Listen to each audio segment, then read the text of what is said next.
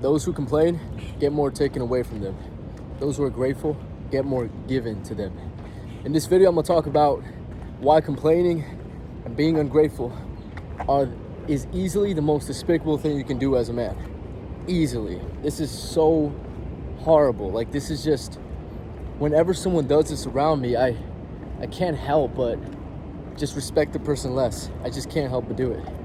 I think in the past I would judge them, but now I'm a little bit more aware that this is a very common thing. I think society makes this seem like it's okay to not be grateful for what you have. And worse than that, to be able to complain about what you have. Like, that is just horrible, because you're just making everything seem worse. You're making everything seem worse. The moment you bring it up the moment you use your mouth to say what you don't like, and you start just bad-mouthing the thing, it makes it even worse. Now you're fulfilling this identity, because now you said it, so now you're like attaching yourself to that moment. So let me get into a story. So, something I noticed in every single apartment building I've been in, every single apartment building, it doesn't matter how amazing this apartment building is, and it doesn't matter how shitty it is, it doesn't matter what state, it doesn't matter what city, but in every single apartment building I've been in, there's always people who complain about the building. Always. This just always happens. If you go into any elevator, there's always someone saying, oh yeah, these elevators are too hot. Oh yeah, these elevators don't work. Or damn, blah blah blah is not working today. Or, man, even the subtle comments annoy me. Like when someone's like, for example, I remember recently I clicked a button to go to my spot and it didn't light up or something. And then the dude was like, yeah, these buttons don't work, huh? And I wasn't gonna participate with that shit. I literally told him, I was like, oh no, they do work. The light's just not working right now, but they work. And it's funny because I know what he meant. He meant like the lights don't work. That's what he meant. So I know when I responded to him, it's kind of like this sales technique, which is called yes and, right? In sales, you don't want to go against the client, because then they start to think you're against them, and that's not good. People will only buy from you if they feel like you're like on their side, like you're their teammate.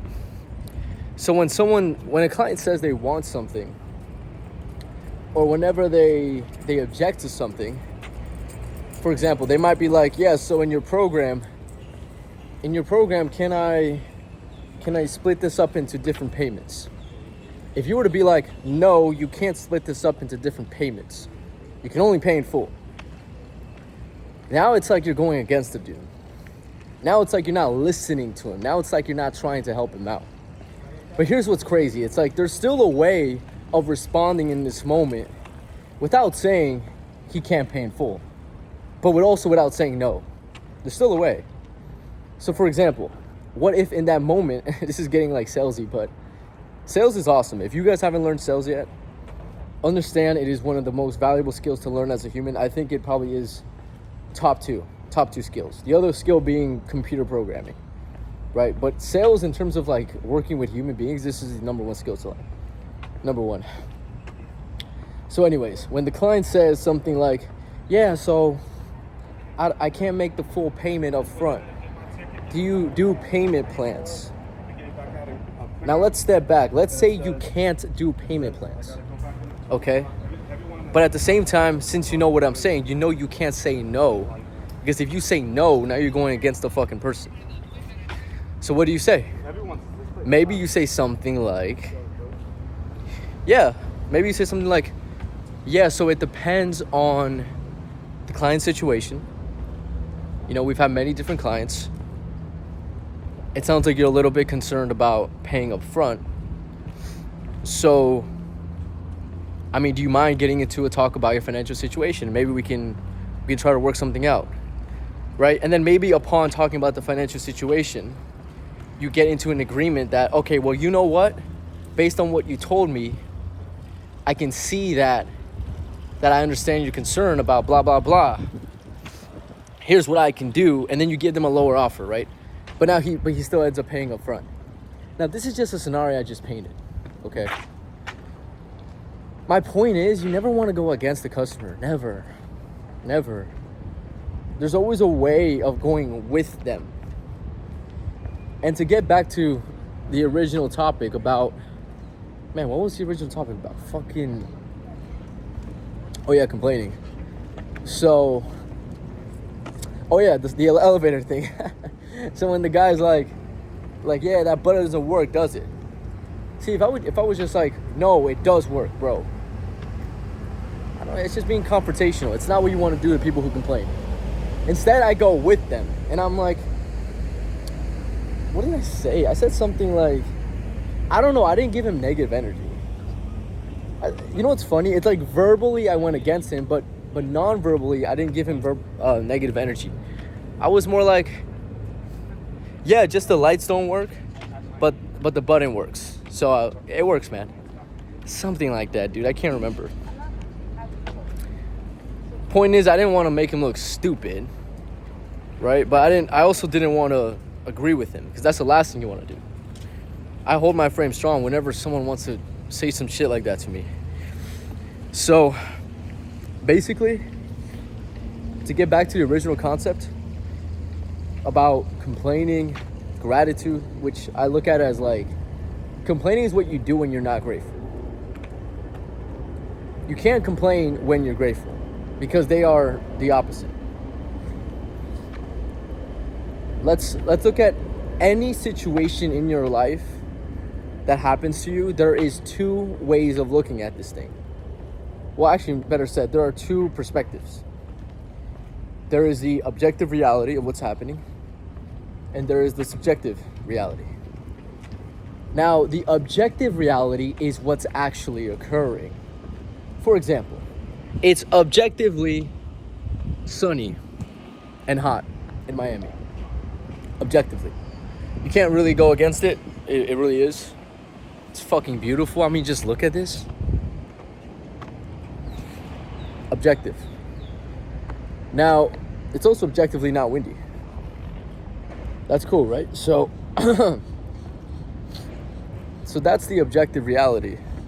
And then the subjective reality could be like, oh wow, what a beautiful day. I'm excited to go out and jet ski and drink alcohol on the beach. That might be someone's subjective reality. It's like, oh, let's go to the beach and get fucking wasted. Right? And then here's my subjective reality, which is, oh wow, such a beautiful day. And honestly, every day is beautiful. This is just one color of the beauty. And I'm excited to be outside walking and being on point with my diet, filming, just feeling how amazing it is. Now that it's not windy, my videos aren't going to be as loud. So everyone's subjective reality is essentially what the thing means to them, how they are interpreting it, and it's being altered by their perspective, which your perspective is simply all the conditioning you've been put upon through experiences. It's a very dense sentence I just said, but it has a lot of truth and meaning to it. Your perspective has been altered through experiences. The experiences conditioned you in a certain way. This could have been self-conditioning, and it could have been external conditioning, right? So essentially, like, for example, when I was young, I used to smoke weed all the time. And I thought that was cool. I literally thought that was cool, which in hindsight is crazy. It is crazy how I used to think that was cool. But when you think about it, it makes sense. Because of all the conditioning I've been put upon. All the rap music making it seem like it was a cool thing. All my delinquent friends who like to smoke weed. All this shit, being in California, being surrounded by it. Being told that smoking weed is against the system, and basically seeing the system as like this thing to go against, right?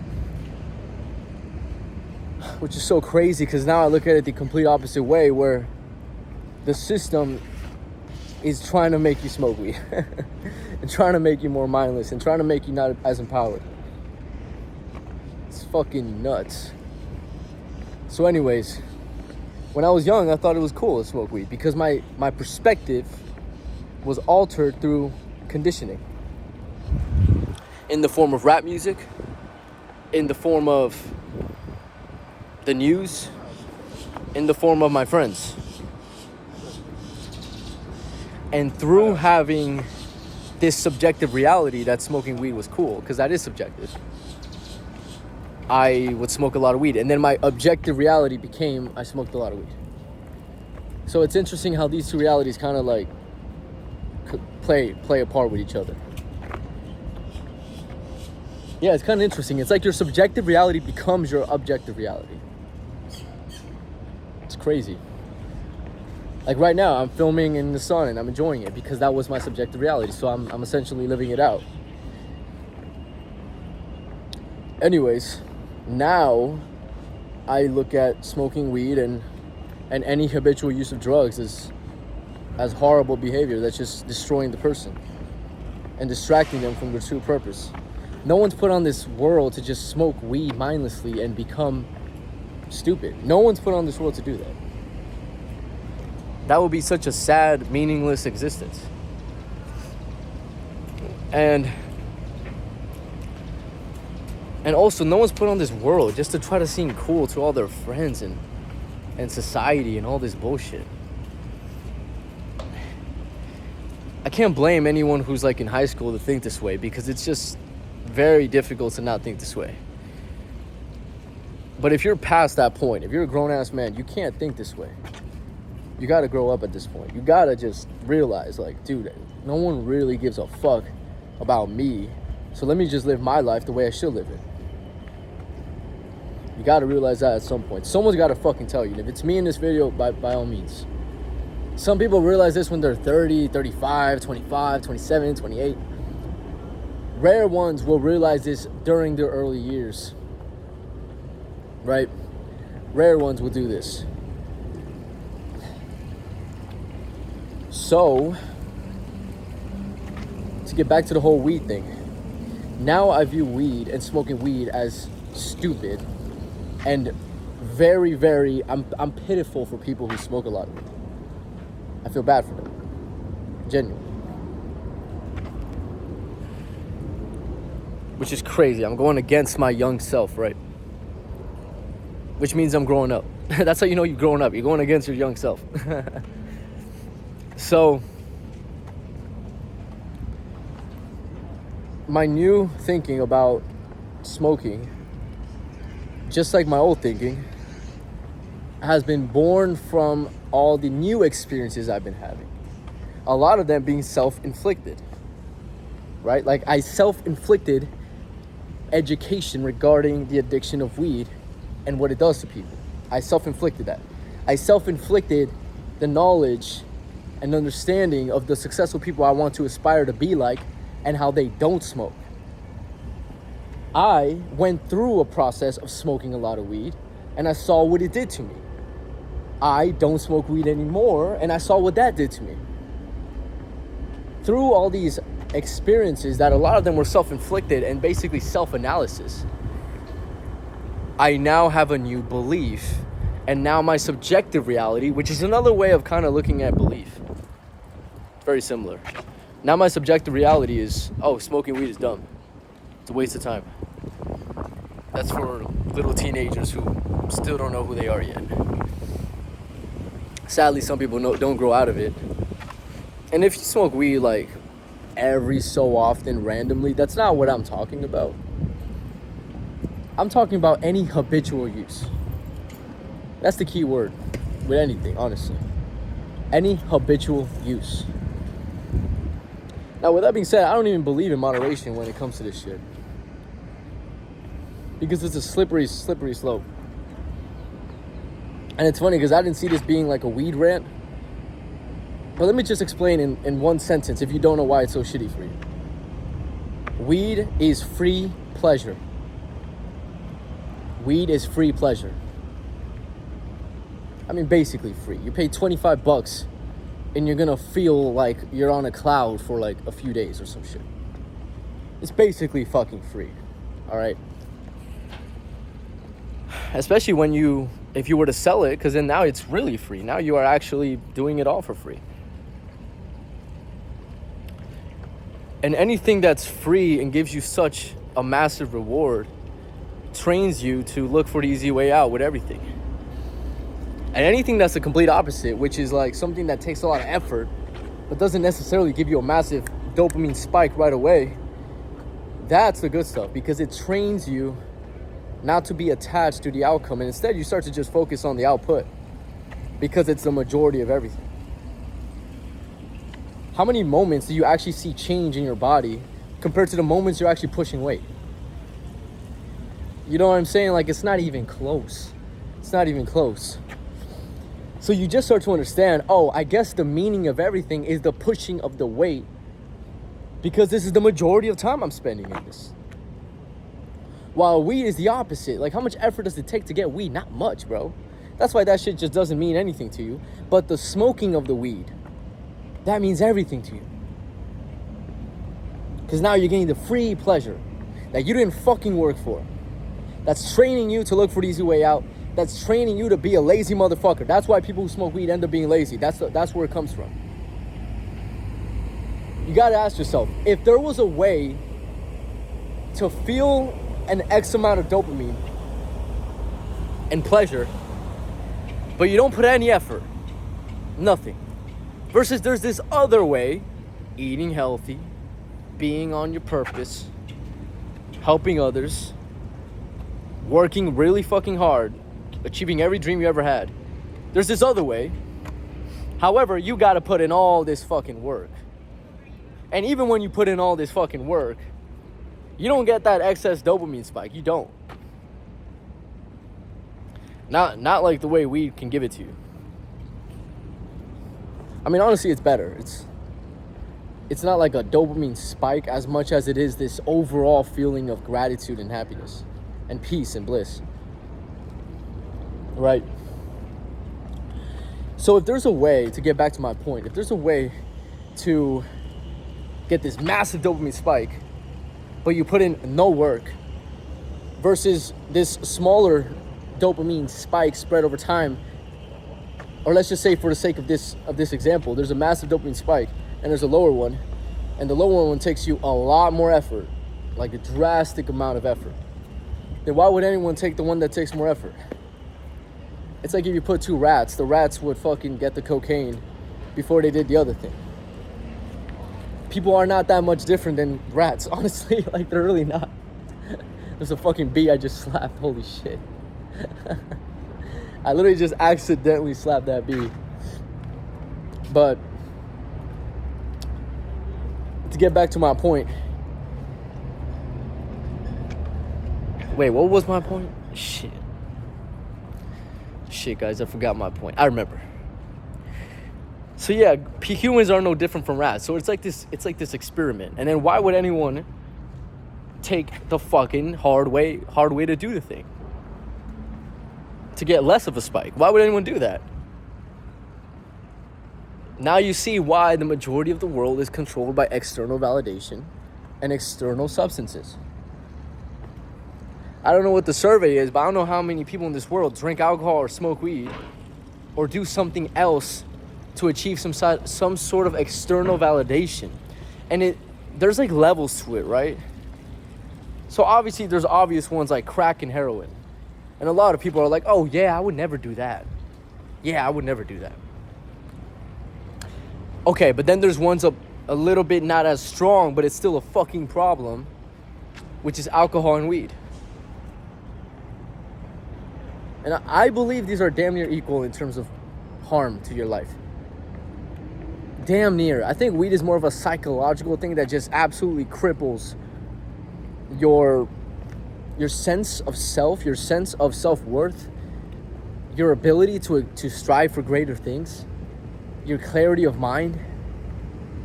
While alcohol is like, it's very similar, and I think it has similar negative effects. But I think alcohol teaches a lot of men in particular that they can't have fun and they can't be confident with who they are. They need the fucking drink to go up to that girl. They need the fucking drink to tell that funny story with that amount of humor. Otherwise, they don't have the fucking confidence inside them to do it. Or they need to drink on the weekend so they can forget about how shitty their week was, which is horrible, because if you don't ever analyze how shitty the week was, you won't ever get better. If you keep forgetting everything, you're not gonna make progress. This reminds me of that movie Memento, where the dude forgets everything every 10 minutes or 15 minutes or something. People are living a life like this, but instead of every 15 minutes, it's every week.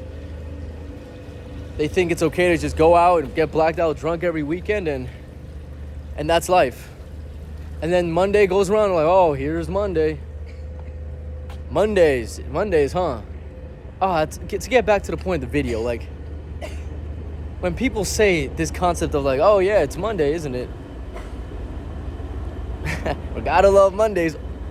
Pisses me off, because guess what? I love Mondays. I actually do love Mondays, and this isn't an ironic statement. I love it. I think if you don't love Mondays, then you gotta fix your life, because that means you don't like your life. Which is crazy, because most people don't like their lives. They don't like the job they have. They don't like the routine. They don't respect themselves. They don't think they're sexy. They don't think they're worth anything more. They see negatives in everything. And like I said, those who complain, which this could be replaced as people who see the negative in everything, will get more taken away from them, because you're operating from negativity. So it's just gonna come back to you. And it's a self-fulfilling prophecy. It's like the world or God or the universe is looking at you and it's thinking, oh, you don't like your life? And you're like, yeah, I don't like my life. Then the universe, this greater power, is like, okay, then I guess you're gonna remain that person. Let me keep making you, or let me keep letting you not like your life. There's gonna be this other worst thing that happens. Oh, you don't like that either? You don't see the good in it? Okay, let me put this other worst thing. Oh, you don't like that either? You don't see the good in it?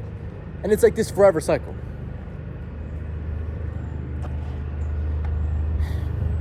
As opposed to someone who thinks more the way I think, where every little thing that happens to me, I'm grateful for everything. Everything, even the bad shit. I'm almost more grateful for bad shit than good shit, because at this point, most of my life is success. So when bad shit happens, I realize that's the test. I'm here to. That's the test that I've been preparing for.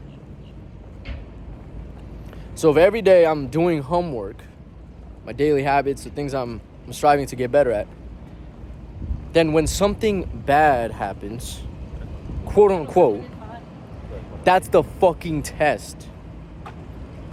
Right? Like recently I went to the hospital. Randomly, I went to the ER. The moment I knew I was going to the ER, the moment I felt that weird feeling internally, I told myself, oh, this is the test. Let's go. This is what all those days of being on point with my diet, all those days of training my mental fortitude, my discipline, it's leading up to this moment. And I was grateful for the test. I wasn't like, oh my God, why me? There was a moment I thought I was gonna die. And you know what I felt? I felt gratitude. Not for death, but gratitude for my life. For what I've already accomplished and what I've done in this world. I felt so much gratitude. I felt no self-pity, which is so cool and it makes me really proud, because I remember I went through a similar situation like a long time ago, and I remember feeling self-pity for myself. But in this moment, I felt no self-pity. I literally just felt love. I was like, okay, if I'm dying right now, like, so fucking be it. I did so much in this world. I've been living so good up until this point. I'm so proud of who the fuck I am. That's how you gotta feel. That's how you know you're living life correctly. Imagine you do everything out of order. Imagine you do everything not aligned with your consciousness. Back to the people who were complaining. Imagine if everything you do, you're looking at the negative. Oh, I gotta go to the gym. Oh, I gotta go on this walk. Damn, I gotta eat this meal. Or even worse, you're doing bad habits and you look at the negative. Oh, I'm about to smoke this weed, but damn, this weed ain't even that good as the last pack.